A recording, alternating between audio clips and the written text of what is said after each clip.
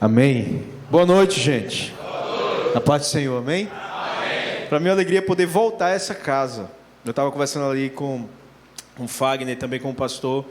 Eu disse, rapaz, conhecer uma igreja é muito bom, mas reconhecer a igreja ainda é melhor. Você voltar é um sinal de que alguma coisa boa você deixou naquele lugar. E às vezes demoram para te convidar de novo, a gente fica meio aflito, né? Mas dessa vez eu voltei rápido, eu estive aqui no início do ano. E poder estar aqui com vocês de novo, para mim é um privilégio poder compartilhar daquilo que o Senhor tem colocado no meu coração e também, principalmente, da palavra do Senhor. Se tem algo precioso para nós, é a palavra do Senhor. Se nós guardarmos a sua palavra no nosso coração, nós temos a garantia de que nós seremos bem-sucedidos em tudo aquilo que nós nos dispusemos a fazer.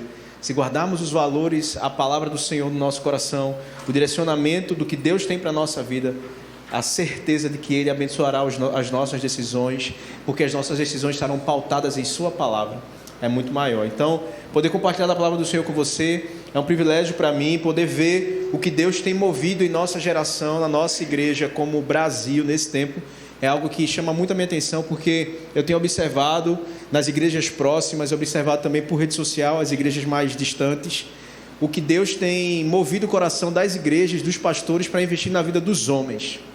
A gente sempre viu o ministério infantil muito forte, o ministério de jovens, adolescentes muito forte. Recentemente, uma explosão muito grande de ministério com mulheres, várias pregadoras surgindo nesse meio, pregando para mulheres no Brasil. Isso tem sido algo que tem realmente transformado a igreja brasileira, mas eu tenho sentido e observado um crescimento muito grande e uma preocupação da igreja em ministrar a respeito da vida masculina, da vida do homem, ainda mais nessa geração onde essa figura tem se perdido em sua essência, e poder ver isso acontecendo também nessa igreja e poder de alguma forma participar, ministrando a vida de vocês já pela segunda vez, para mim é um privilégio assim que eu não consigo colocar em palavras. Então, muito obrigado pela maneira tão carinhosa que vocês nos recebem aqui mais uma vez nesse dia, e eu espero realmente ser canal de bênção para a vida de cada um de vocês. Como eu falei aqui na primeira vez que eu vim, eu volto a repetir: eu não gosto de trazer exortação na igreja de outras pessoas onde eu não sou pastor, que eu acredito que aqui tem pastor e aqui tem orientação para a vida de vocês, mas eu me coloco hoje na dispensação do Espírito Santo de Deus. O que Ele quiser falar, Ele vai falar. Eu acho que a minha responsabilidade em termos de exortação é com as pessoas que o Senhor colocou sob o meu cuidado, mas se eu puder trazer algo também da parte do Senhor para a sua vida nessa noite, o Espírito Santo tem total liberdade, amém? Queria convidar você a abrir a sua Bíblia comigo lá no livro de 2 Samuel. É um texto desafiador para nós, mas eu acho que é importante a gente refletir a respeito do tema. 2 Samuel capítulo 11. Não se assuste com o texto. Você que conhece um pouco mais de Bíblia, talvez já fique um pouco assim quando eu peço para abrir nesse texto, mas a gente vai chegar lá com calma hoje, amém? Quem achou 2 Samuel capítulo 11, diga amém. Amém. É diferente você vir para um culto de homem, né? Toda a resposta, toda a canção é sempre uma voz masculina muito forte, assim, coisa boa. 2 Samuel capítulo 11, texto deveras conhecido, mas eu peço, por gentileza, que você mantenha a sua Bíblia aberta, tá? A gente vai visitar alguns textos hoje que são importantes para a nossa reflexão. Mantenha a sua Bíblia aberta, por gentileza. A palavra do Senhor diz assim, a partir do verso 1 de 2 Samuel 11: Decorrido um ano, no tempo em que os reis costumam sair para a guerra, Davi enviou Joabe, seus oficiais e todo Israel. Eles destruíram os filhos de Amon e sitiaram a cidade de Rabá, mas Davi ficou em Jerusalém. Uma tarde, Davi se levantou do seu leito e andava passeando no terraço do palácio real. Dali viu uma mulher que estava tomando banho. Ela era muito bonita. Davi mandou perguntar quem era. Disseram-lhe: é Batseba, filha de Eliã, e mulher de Urias, o heteu. Então Davi mandou mensageiros que a trouxessem. Ela veio, ele se deitou com ela. Ora, Batseba tinha acabado de se purificar da impureza da menstruação. Depois ela voltou para casa. A mulher concebeu e mandou dizer a Davi: estou grávida. Eu sei que já oraram, mas eu queria orar mais uma vez. Feche seus olhos no nome de Jesus. Senhor, te damos graças pela tua palavra e te pedimos que teu Espírito Santo me use nessa noite e abra o entendimento de cada um que está aqui para podermos receber tudo aquilo que o Senhor deseja ministrar ao nosso coração. Que eu seja o primeiro a ser confrontado pela tua palavra e transformado pela renovação do meu entendimento, assim também com os meus irmãos nesse lugar, nessa noite. Vem sobre nós com graça, com autoridade e com poder. Essa é a nossa oração, em nome de Jesus. Amém? Existe uma coisa que nos chama muita atenção, ainda mais no tempo que nós estamos vivendo, que é vestimenta. Hoje, eu tive que me dividir, correr com o tempo. Os jovens da igreja, pelo qual eu sou responsável como pastor, foram para uma programação lá em Jardim Atlântico, e eu disse, eu vou para lá, e de lá eu vou direto para 2 Unidos, combinei com o Binho para a gente poder se encontrar e tal, inclusive Jean está aqui, Binho vocês conhecem muito bem, Jean líder conosco lá da juventude, veio junto conosco, e combinei tudo certinho, de lá a gente já vai direto. Então eu fui meio apaisana, pastor. Eu estava com uma camiseta normal assim, de jovem, bem jovem, a mesma roupa. Eu disse, vou arrumar outra roupa mais alinhada, porque eu vi as fotos de ontem, o pastor aqui estava todo na beca. Eu disse, eu vou botar uma camisa de botão, porque quando eu sair da programação, eu vou no carro, só faço vestir por cima e vou para o culto lá. E eu estou já esperando o Binho chegar para a gente se encontrar e vir para cá. Minha esposa liga, tudo bom, filho? Eu disse, oi amor, tudo bem, como é que tá aí? Já saiu? Eu disse, não, ainda estou aqui em Jardim Atlântico para ir para lá. Eu disse, olha, a camisa que tu arrumasse para ir para o culto lá ficou muito bonita, arrumada aqui, pendurada em cima da cadeira da mesa de casa. Aí eu disse, poxa vida, e como é que eu faço? Aí eu disse, Binho, vem, a gente vai ter que voltar lá em casa, a gente vai pela BR para chegar lá. Enfim, passei em casa, peguei essa camisa, vesti por cima da outra e vim para cá correndo, porque eu entendia que para aquela ocasião eu precisava estar vestido de uma forma e para essa de outra forma. E eu estou trazendo isso como exemplo porque eu queria tratar sobre esse assunto hoje, porque biblicamente existem vestimentas para cada ocasião. E eu não estou falando aqui de vestes físicas, eu não estou falando aqui de roupa, porque o tempo muda e as vestimentas mudam. Talvez na época dos meus pais, um pastor para pregar, necessariamente, independente da sua denominação, ele precisava de um terno e uma gravata, no mínimo. E esse terno e gravata serviam até de instrumento de unção. Existia o Benihim, que ainda é vivo, eu acredito, que derrubava todo mundo com o terno e tenta fazer isso até hoje. Então existia sempre uma vestimenta, mas essas vestimentas vão mudando. Hoje a gente tem parede preta na igreja, hoje a gente tem uma roupa mais descolada, o pastor ele pode estar arrumado, mas bota ali um sapatênis embaixo ali para dar uma destacada no branco, alguma coisa diferente. E as coisas vão mudando.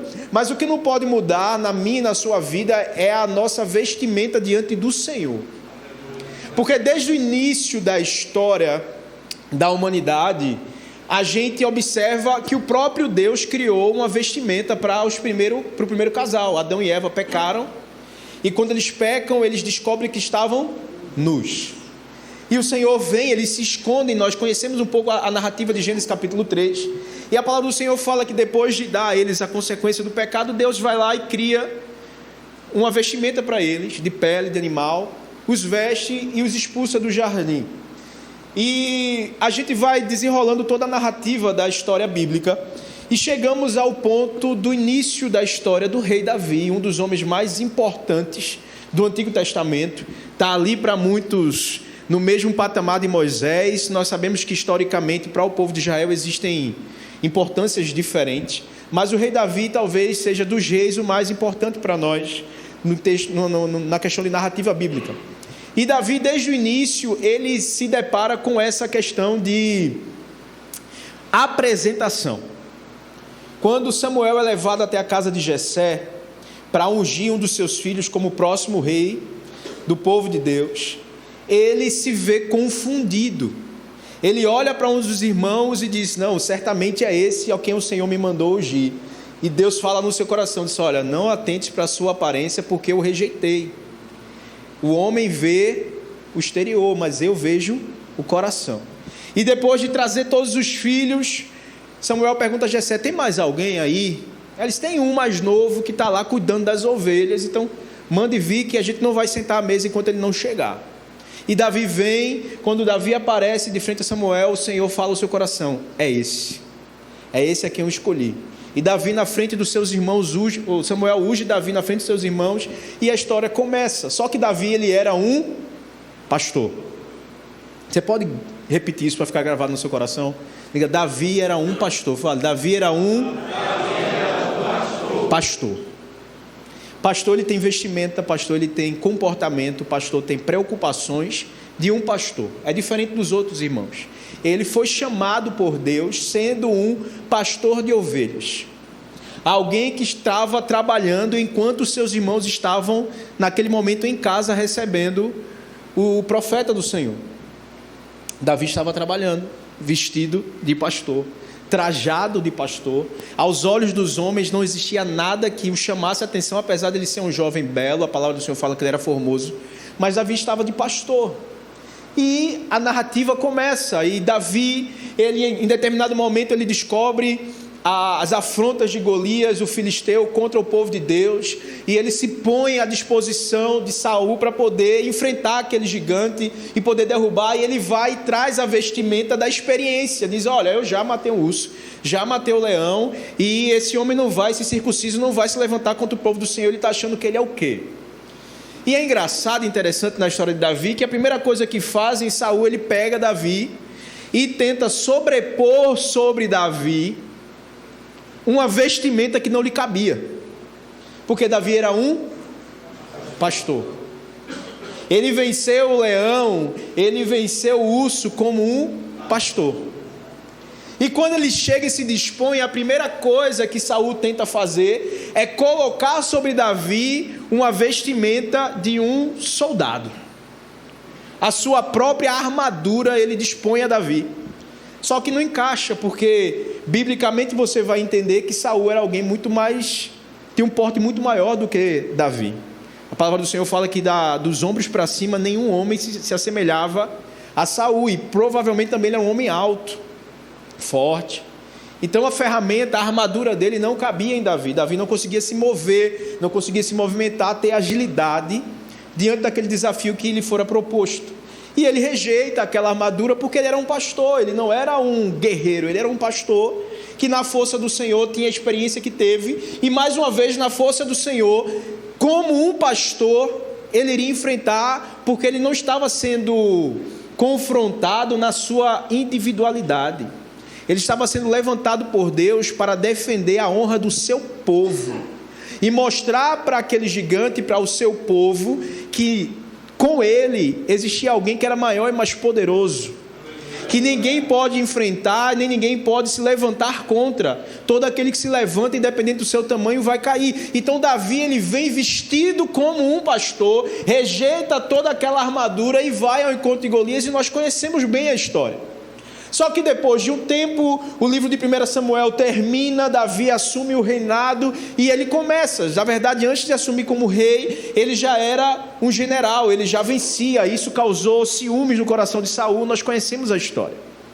Davi assume o trono. E a partir desse momento, ele passa a se vestir como rei. Davi passa a se vestir como rei. A sua vestimenta muda.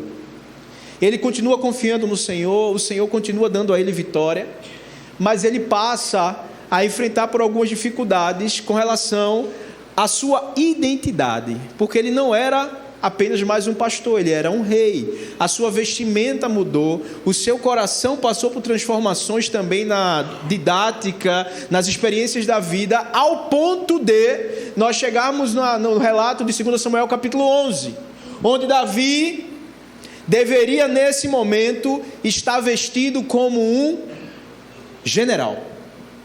A palavra do Senhor fala no versículo 1: decorrido um ano, no período em que os reis costumavam sair para a guerra. No período, em outras palavras, que os reis precisavam estar vestidos como generais. O período em que os reis precisavam estar de prontidão à frente do povo, liderando em uma empreitada militar para conquistar algo ou para se defender de algo. Era o período em que os conflitos aconteciam. Davi estava como vestido de rei. Era para estar vestido como um soldado. era para estar na posição de alguém que defende o seu povo, que vai à frente do seu povo. Davi estava como rei. Aqui eu faço uma pausa para a gente poder refletir um pouco a respeito da nossa própria vida, porque vestimentas nos são propostas todos os dias. Nós estamos na casa do Senhor e nós estamos aqui trajados de crente. Só que essa vestimenta de cristão, ela precisa se manifestar na nossa vida em todos os momentos. Eu sou crente na igreja, eu sou crente em casa, amém? Eu sou crente na igreja, eu sou crente em casa, eu sou crente no trabalho, amém? Amém. Só que muitas vezes as roupas se apresentam para nós como oportunidades.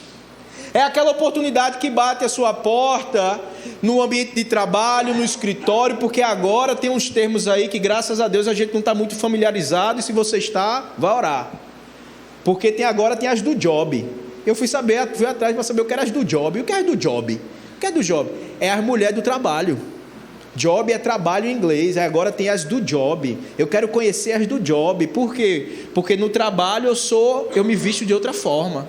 Em casa eu sou um homem responsável, cuidador dos meus filhos, provedor da minha casa. No trabalho eu sou o garanhão.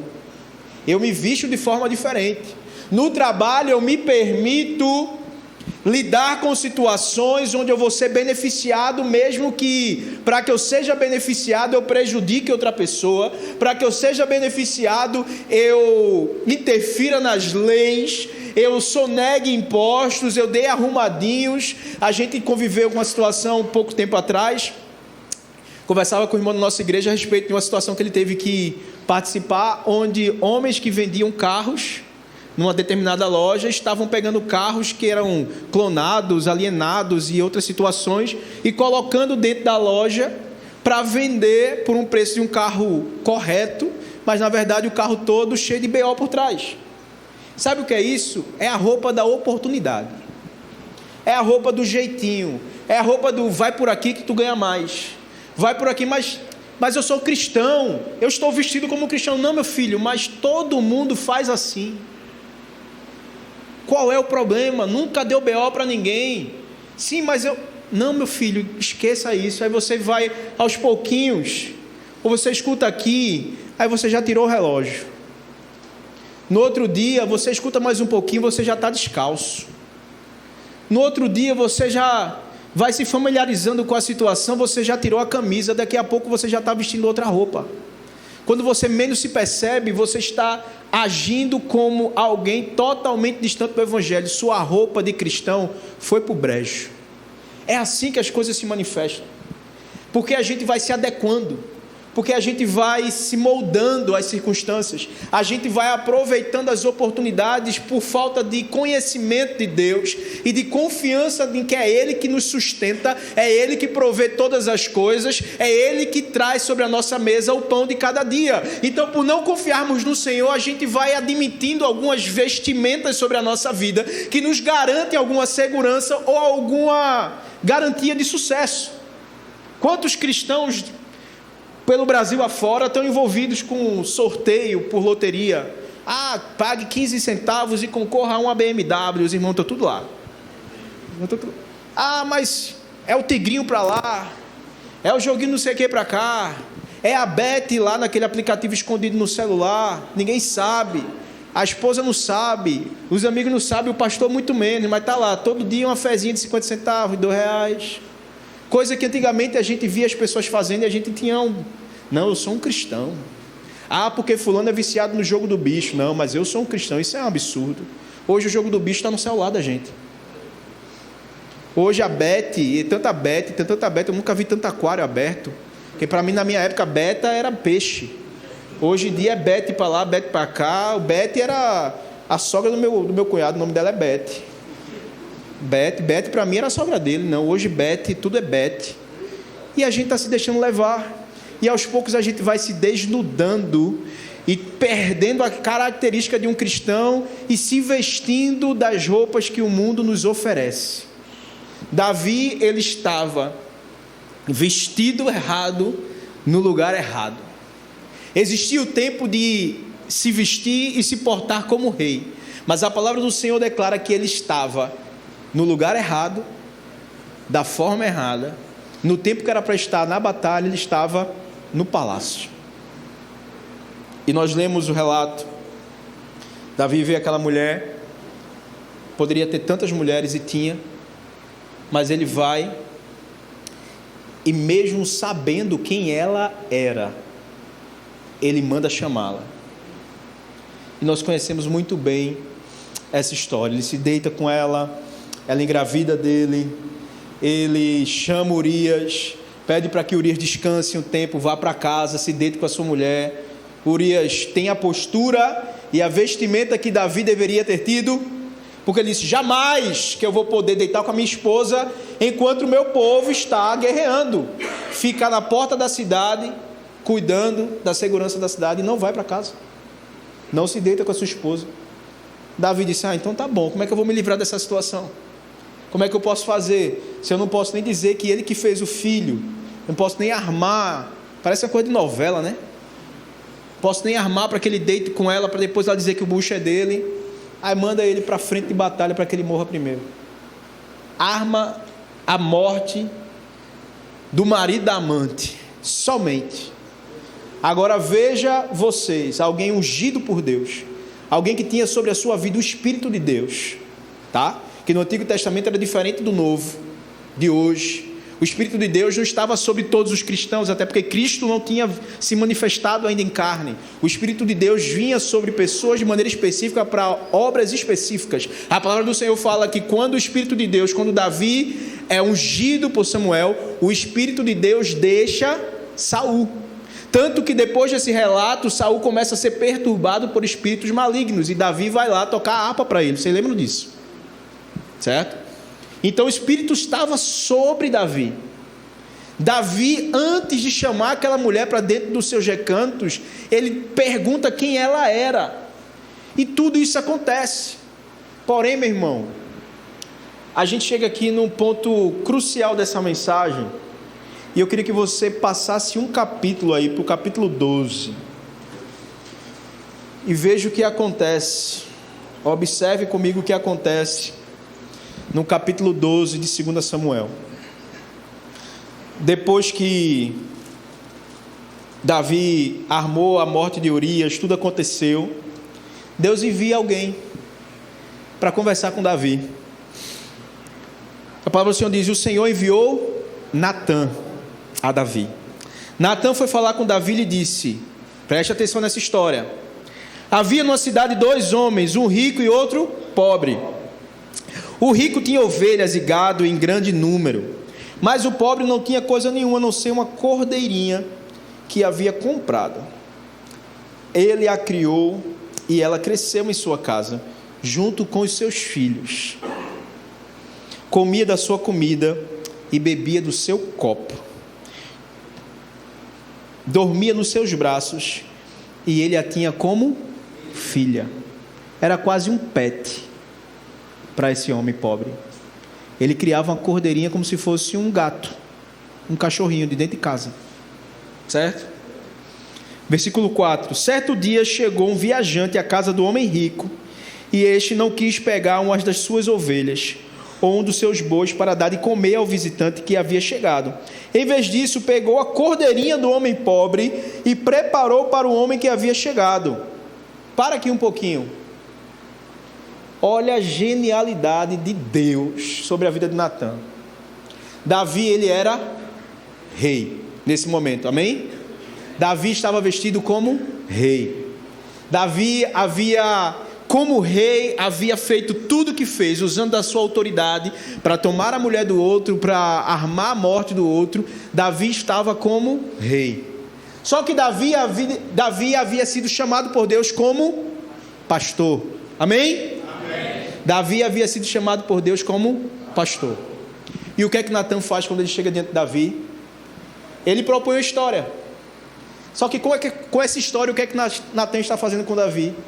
É como se Natã tivesse trazido uma mala com ele, aberto essa mala, tirou a roupa de pastor e colocou sobre Davi. Se sinta no lugar de um pastor. Imagine você tendo apenas uma cordeirinha Você já foi pastor, você sabe do que eu estou falando. Natan pegou a roupa de pastor e vestiu Davi. Versículo 5, olha o que acontece. Então, o furor de Davi se acendeu contra aquele homem e ele disse a Natan: tão certo como vive o Senhor, o homem que fez isso deve ser morto. Preste atenção como o orgulho e a vaidade do coração de Davi estava tão latente. Davi na história, ele se viu como o pastor. Davi na história, ele se identifica como o pastor. E Natan vem e diz para ele, a partir do verso 7, esse homem é você, e não é o pastor não, é esse homem rico, esse homem que tinha tudo, e ainda assim usurpou daquele homem pobre. Você, Davi, não é o pastor da história, você é o ladrão da história. Davi, você não é aquele que Deus chamou lá atrás simplesmente e está sendo colocado numa situação vexatória. Não, você é o homem a quem Deus exaltou e pegou da sua posição para prejudicar e matar um homem. A gente precisa ser confrontado, queridos, por Deus, à medida de que a nossa vida acontece, para sermos lembrados de como Deus nos chamou. Sabe por quê?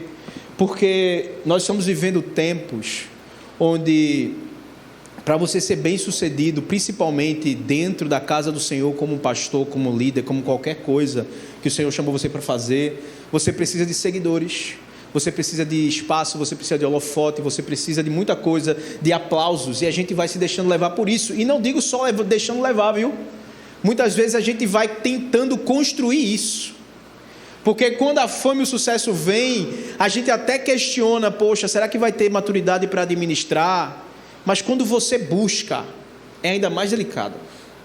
E a gente acha que o fato de sermos aplaudidos, a gente acha que o fato das pessoas reconhecerem o lugar onde Deus nos colocou, é sinal de que Deus está aprovando aquilo que estamos fazendo. Não, queridos, tenham cuidado, preste atenção nas roupas que você está usando. O Senhor nos chamou para vestirmos roupas de santidade, de humildade, de entrega, de dependência do Senhor. Nós jamais podemos nos colocar no lugar onde nós somos autossuficientes para poder decidir como a nossa vida vai acontecer, ou dizer como deve-se ou não deve-se acontecer as coisas. Preste atenção. Davi precisou ser confrontado e convidado de forma muito elegante por Natan a voltar à consciência de um pastor que estava disposto a dar a vida pelas próprias ovelhas, porque era isso que ele fazia quando enfrentava os animais maiores. E Davi parece que por um tempo se esqueceu, e Natan o chama e disse: olha, esse homem é você. Assim diz o Senhor, Deus de Israel: eu o ungi sobre Israel e o livrei das mãos de Saul. Eu lhe dei a casa do seu Senhor e as mulheres do seu Senhor em seus braços. Também lhe dei a casa de Israel e de Judá. E se isso fosse pouco, eu teria acrescentado tais e tais coisas. Porque então você desprezou a palavra do Senhor, fazendo o que era mal aos olhos dele? Com a espada você matou Urias o heteu. Você tomou por esposa a mulher dele, depois de o matar com a espada dos filhos de Amon. Agora, pois, a espada jamais se afastará da sua casa, porque você me desprezou e tomou a mulher de Urias o heteu para ser sua mulher. Queridos, existem vestes para cada uma das situações da nossa vida. Quando eu estou com a minha esposa em minha casa, as minhas vestes não são essas. Até se fosse, seria estranho. O momento que eu estou mais vulnerável fisicamente, até para dormir, é o momento que eu estou mais desnudo. E é assim na vida de todo mundo. Você pode ser casado ou solteiro. A hora que você entra no seu quarto para você dormir, você não vai dormir de terno e gravata. Você bota um short, alguns botam uma camisa mais folgada, alguma coisa, e vão dormir. É o momento que a gente está mais à vontade. Mas para cada situação da nossa vida existe uma vestimenta específica. Mas na nossa vida espiritual, existem vestes que nós não podemos abrir mão de vestir. Quando nós falamos de integridade, a palavra integridade remete a algo que é inteiro, algo que é completo, algo que não tem variação, não tem ruptura. Integridade é algo sólido, é aquilo que eu sou em qualquer circunstância. Eu sou aqui, eu sou em casa, eu sou no trânsito, eu sou na igreja, eu sou no trabalho, em todos os lugares. Esses dias eu falando também para homens, há 15 dias atrás, Deus colocou isso no meu coração. Se você quer saber se você é um homem íntegro, ou julgar a sua integridade, pergunte a você mesmo se você tem algo escondido. Será que existem coisas que você está deixando de compartilhar, porque ofenderiam demais alguém? Será que existem coisas que você retém da sua esposa, dos seus filhos? Se existe algo a ser tratado e não está sendo, a sua integridade é questionável. Porque se existe algo que o Senhor requer de nós, são vestes purificadas. A palavra do Senhor no capítulo 3 de Apocalipse vai falar a respeito disso. Quando o Senhor está falando para uma das igrejas, ele escreve, pede para que João escreva, ele fala sobre isso: olha, aqueles que estão de vestes limpas, estes participarão comigo. Ei, querido, existem condições, nós não podemos escolher qual vestimenta nós vamos estar diante de Deus, é Ele que já definiu em sua palavra.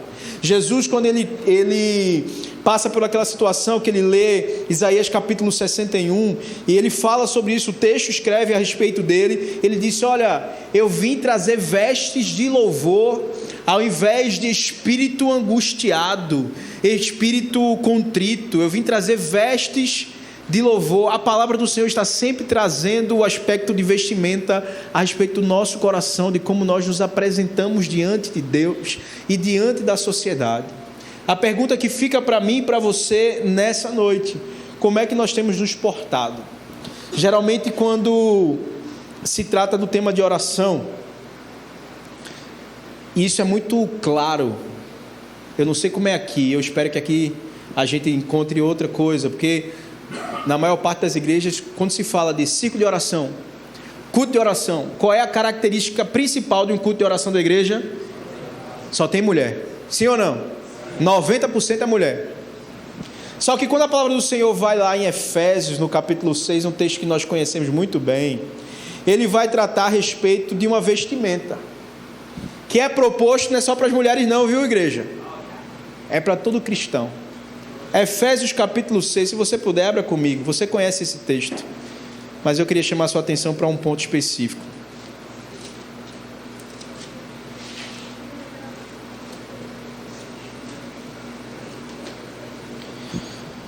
A partir do verso 10.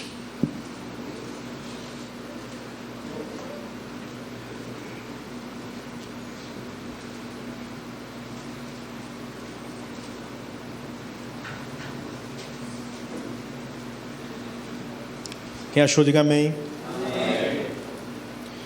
A palavra diz assim: quanto ao mais sejam fortalecidos no Senhor, a partir do verso 10, tá?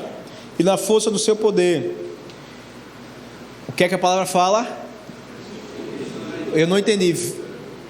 Vistam-se, revestir, algumas versões, a minha versão fala vistam-se, com toda a armadura de Deus, para poderem ficar firmes contra as ciladas do diabo, porque a nossa luta não é contra sangue e carne, mas contra principados e potestades, contra os dominadores desse mundo tenebroso, contra as forças espirituais do mal nas regiões celestiais.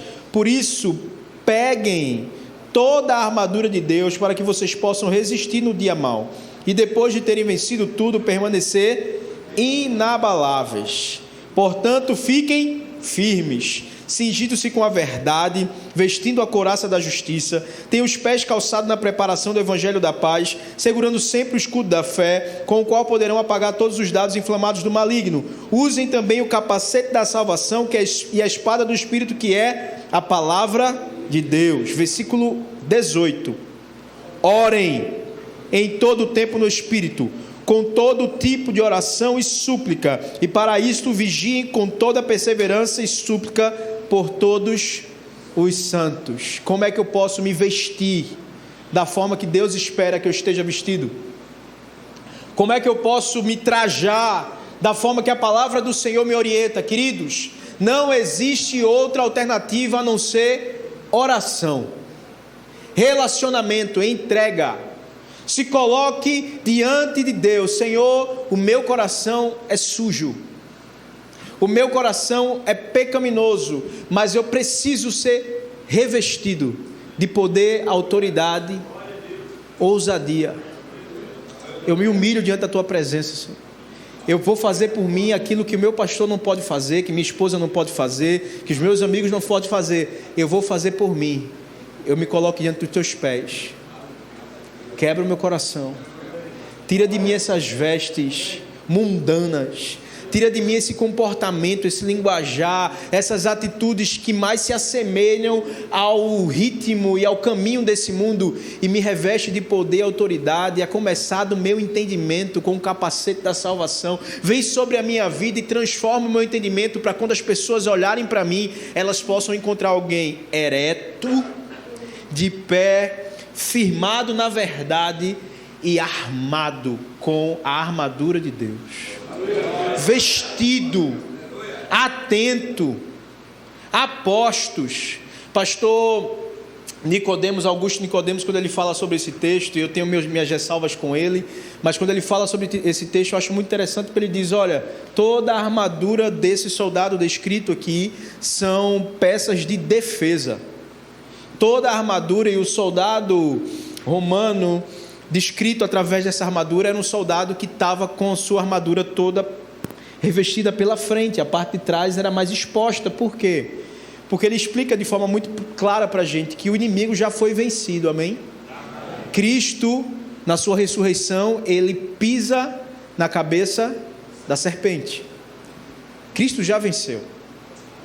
Nós não estamos em uma posição simplesmente de ataque, mas nós estamos com a cidade edificada sobre a rocha. Nós já vencemos, queridos. A nossa posição hoje é de defesa contra os intentos do maligno. A palavra do Senhor fala que o diabo, o vosso adversário, está ao vosso derredor. E nós precisamos estar firmes, atentos. E a única arma de ataque que a armadura de Deus nos apresenta é a espada da justiça, que é a palavra de Deus. Você quer estar vestido da forma que Deus espera que você esteja? Amém? Você quer ser um homem honrado e íntegro diante dessa sociedade? Você quer ser um homem onde as pessoas vão respeitar em qualquer situação? Hoje eu acordei um pouco mais tarde, depois de uma semana toda corrida, eu disse: hoje eu vou descansar. E quando eu acordo, tomo café com a minha esposa, e depois de um tempo ali, despertando um pouco mais, conversando sobre algumas coisas com ela, eu fui pegar o celular para ver as redes sociais. E a primeira notícia do dia é: Silvio Santos morreu. E é um homem assim, totalmente fora da curva, né? Sempre foi. E foi muito respeitado e admirado em vida ainda. Porque a gente já acostumou com esse negócio, que morreu vira santo, né? O cara pode ser o bandido que for, mas morreu, era um menino tão bom. Eu fui uma vez para o sepultamento de um jovem que eu conheci na igreja, que morreu com 4 tiros na cabeça, pastor. Somente. E eu vi a família se desesperando e dizendo: mas era um menino tão bom. Eu disse: o menino tão bom não morre com 4 tiros na cabeça. Desculpa, respeito a dor e o luto. Não falei isso na hora, mas cá com meus botões eu pensei: se tivesse vivendo da forma correta, não levava 4 tiros na cabeça para morrer. E não foi por acaso, foi marcado. Mas esse homem viveu algo extraordinário. Não marcou uma geração, ele marcou gerações. Eu estava calculando aqui, ele tinha 60 anos de carreira. O meu pai tem 60 anos de vida. Para você ter ideia quantas gerações esse cara marcou.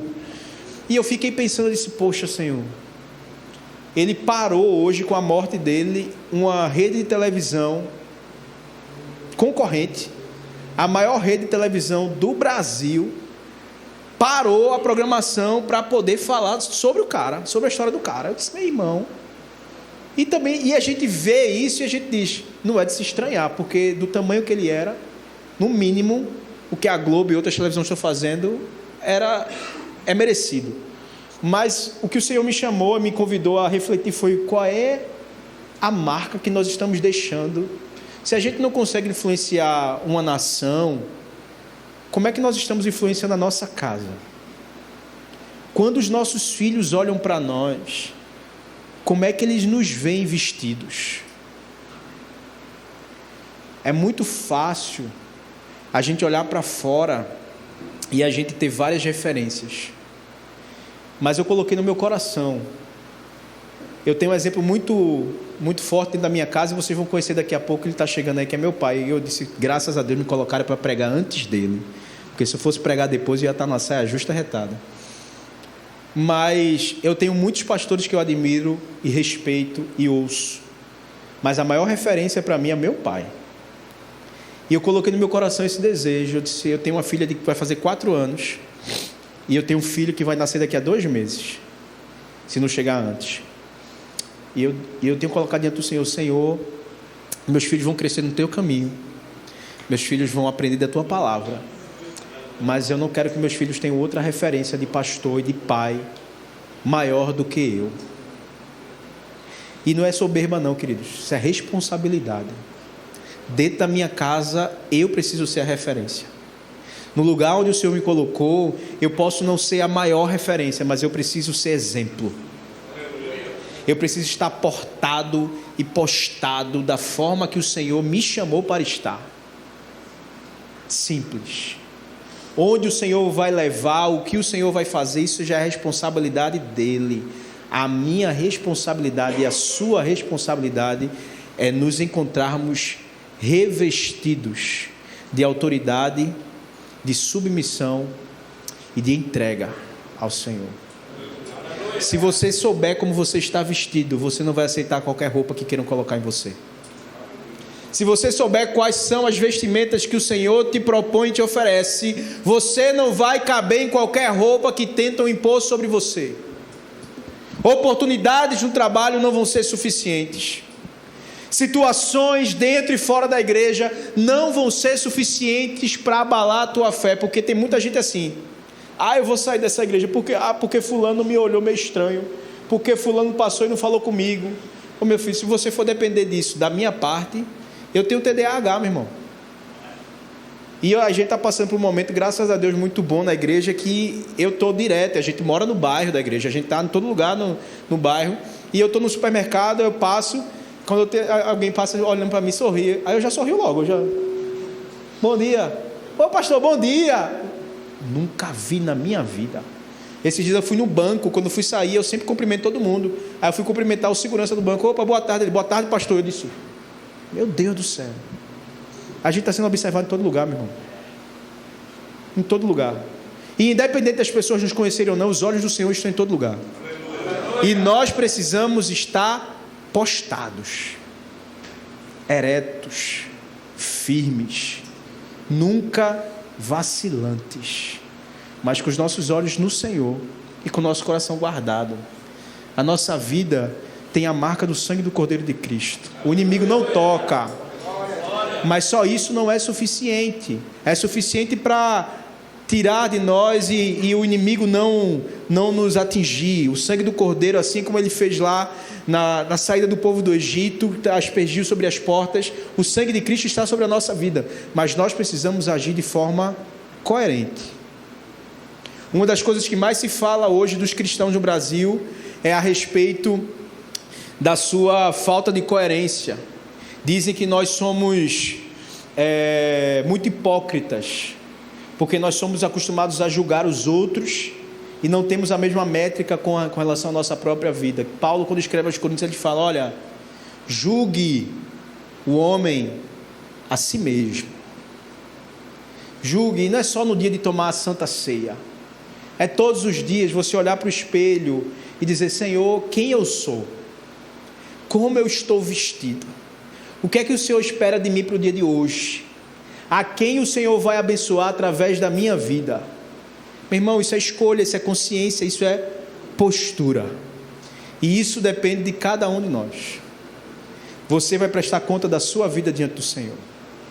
E como vão estar as tuas vestes nesse dia? Como estão as tuas vestes hoje? Que o Senhor nos ajude. A minha oração hoje para a minha vida e para a sua vida é que ao refletirmos, ao analisarmos a nós mesmos, nós possamos nos encontrar com vestes purificadas diante de Deus, com vestes de louvor, com vestes de humildade, com vestes de integridade. Homens que não têm nada do que se esconder. Homens que, se pegar o seu celular agora e colocar na mão de qualquer pessoa, você coloca e vai embora fazer um lanche despreocupado. Homens que a mulher sabe a senha. Homens que descansam, porque não tem o que esconder. Íntegro, sou o mesmo em todo lugar. Eu sou o irmão carinhoso com os meus irmãos, é o mesmo marido carinhoso de casa. O irmão que tem paciência ao orientar os mais novos na fé dentro da igreja é o mesmo pai atencioso e carinhoso que tem paciência em direcionar os seus filhos no caminho da verdade. Integridade. Vista-se nessa noite em nome de Jesus de maneira diferente. Eu queria orar por você. Fique de pé.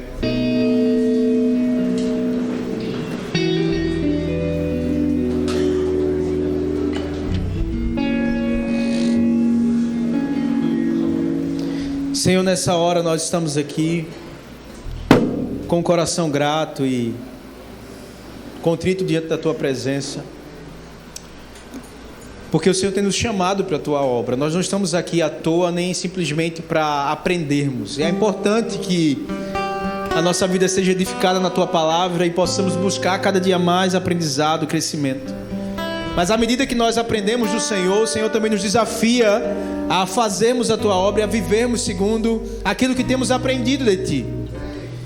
E eu oro ao Senhor nessa hora e apresento cada um que está aqui, a minha vida também, para que o Senhor nos revista de poder, autoridade, ousadia, de mansidão, de postura diante de Ti, diante dos homens, para assim como o Senhor declare Tua palavra, para que brilhe a nossa luz diante dos homens e as pessoas os homens possam glorificar ao Pai que está no céu. Que a nossa vida ela aponte para a Tua cruz, que o nosso caminhar e o nosso viver revele quem Tu és em nossa vida e através de nós. Reveste-nos, Senhor, reveste-nos essa noite. Muda o nosso coração, transforma a nossa vida. Em nome de Jesus. Em nome de Jesus. Não tinha nada, a vida mais sem vida eu vivi.